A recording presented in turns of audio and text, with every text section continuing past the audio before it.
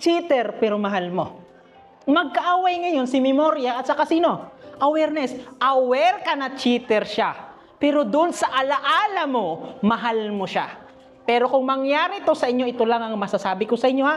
Cheater pero mahal mo, pinatawad pa ulit-ulit, pero cheater pa rin. Ito ang tandaan ninyo.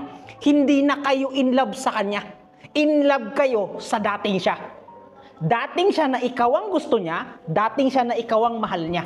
Pero nung nagbago ang mahal niya, hindi na siya ang mahal mo. Sino? Yung dating siya. Hindi na yung bagong siya na iba na ang gusto. At ito ang pinakamasakit. Hindi ikaw ang gusto niya. Pero dahil ang memory natin, sir, mahal niya kasi ako. Mahal ko siya. Ang naaalala mo lang yung nag-date kayo, yung kumain kayo, yung naghalikan kayo. Shhh, ito lang masasabi ko, ha? Time na.